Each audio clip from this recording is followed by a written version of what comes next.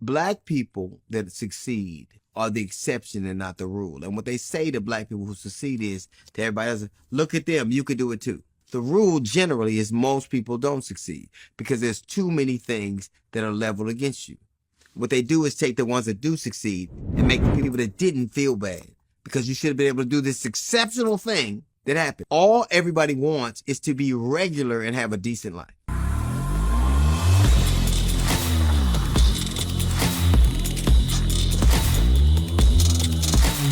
This video is brought to you by Tatum Plus, TatumPlus.com. Ladies and gentlemen, brand new subscription program. I say subscription program. I don't even know what to call it. It's exclusive content.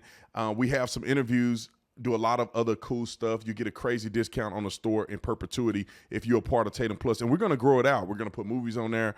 In my future, the future of what I believe it's going to be is we'll also have other people like myself and influencers on there. We're going to try to make it big. We're going to try to make it worth it for you. It's already an amazing platform, but we're going to keep growing it.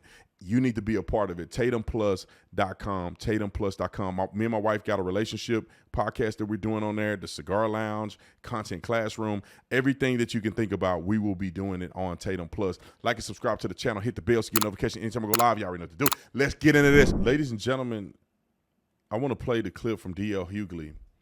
And I'm just going to preface this because I want people to understand this simply because I think that there's value in nuance.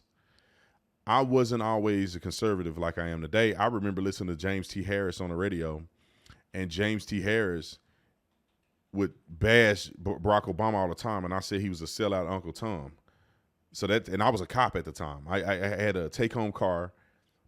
I would drive my take-home car, and I would turn it on the radio because it only had radio. I couldn't play CDs, or it didn't have a Bluetooth connection or nothing. It was an old raggedy car. Put it on the radio. James T. Harris would be on there. He's a black conservative. If you don't know who James T. Harris is, and he would just bash Barack Obama, and all of it I found out later was true. But I used to get mad at him. How did black man talk about another black man like that? So I understand where people are coming from. That's also how I understand that it's wrong. People need to change the way they think. And so let me play the clip from D.L. Hughley because I grew up with so much love and respect for D.L. Hughley. I thought he was an incredibly funny comedian. I still think he has a very good talent in being a comedian. He's funny. He's not as funny as some of the other ones that I like, but he was one of my favorite. Kings of Comedy was one of my favorite comedic episodes, or whatever you call it, comedic shows or whatever. It was like a whole string of people doing comedic skits on there. The best black comedians in the country, I would argue. And so seeing him on there, growing up in the black community, loved D.L. Hughley. And now as a grown man, I see the things that he say is so problematic and ridiculous that I begin to not like him, even though he's a funny comedian. I want y'all to roll the clip of D.L. Hughley. Black people that succeed are the exception and not the rule. And what they say to black people who succeed is to everybody else, look at them, you could do it too. The rule generally is most people don't succeed because there's too many things that are leveled against you. What they do is take the ones that do succeed and make the people that didn't feel bad because you should have been able to do this exceptional thing that happened. All everybody wants is to be regular and have a decent life. If you see black people they generally have done something exceptional. They've exceeded expectations. They have cut themselves. They have found a way to beat the odds. But they're held up at the example of the things you should be able to do when you're not. If everybody that lived in any circumstances had the ability to have a decent life, just being a regular dude, a regular, not exceptional, not unexceptional, just a regular person, I think we'd have less strife, but we don't. Because we see unexceptional white guys get to be these extraordinary things, and you're like, wow. The dumbest thing I ever heard in my life. And I listened to the first part of that clip. I didn't even hear the end of it. It got dumber. And I'm glad I didn't waste my brain cells interpreting what he's trying to say. The biggest lie that he's telling is making black people believe that somehow being a normal black person will leave you in poverty. If you look at the statistical data, majority of black people live in the middle class in America. There are middle-class citizens in America. The majority of black people are in the middle class. The minority of black people are poor.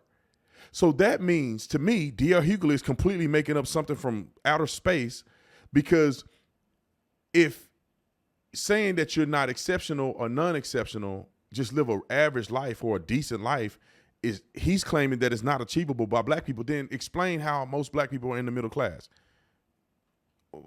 We all know, because he's an idiot. That's why he can't explain that, and he's not articulating that well.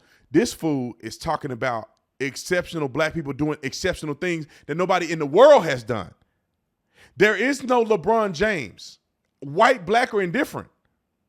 I mean, not I say white, black, or different. It's only a black LeBron James. There's no white man that's LeBron James. There is no white Michael Jordan. These black men are doing things that nobody has ever done, ever, and will never do again. It's just the truth. There will never be a white basketball player that's more prolific than Michael Jordan. Some people may say Larry Bird was in there. There will never be another Michael Jordan.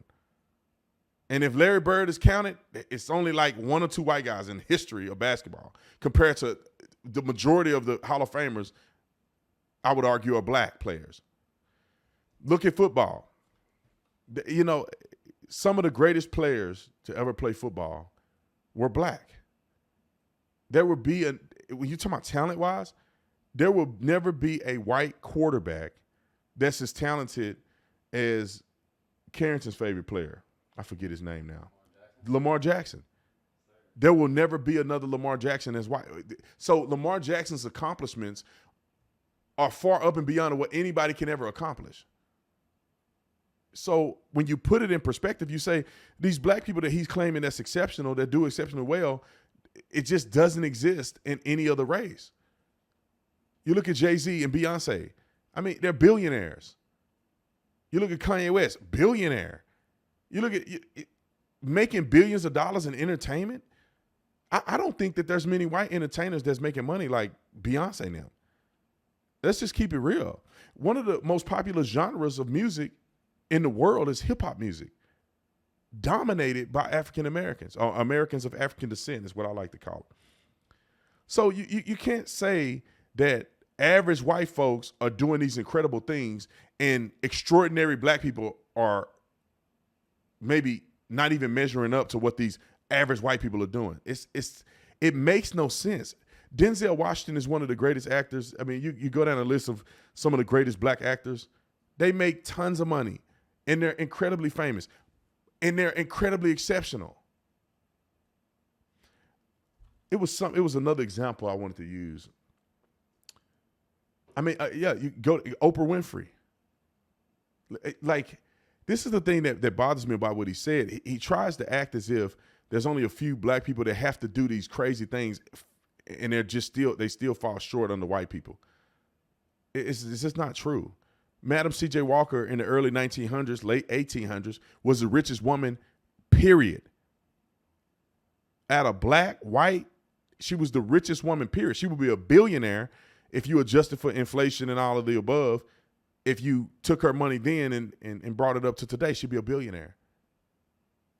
Madam C.J. Walker was the richest woman ever. Probably the richest woman ever in American history, but especially during her time. She was richer than every white woman, probably that wasn't a part of the royal family and all that stuff, but like as an entrepreneur, she was richer than any white woman in American history. And that was in the early 1900s, late 1800s. She died in the early 1900s. But come on, man. D.L. Hughley is just building his perspective, and this is what the black leaders, the people that look up to black folks, this is what they hear. Is always this idea that the white man is always a step ahead of you. When I don't know about white comedians, I don't really know who's the most popular white comedian because all I listened to were black comedians when I was growing up. But I don't know if anybody did better than Kings of Comedy. I don't know if there has ever been an episode like that was better than Kings of Comedy, which was all black comedians. Hold the phone. I'll be back after the break.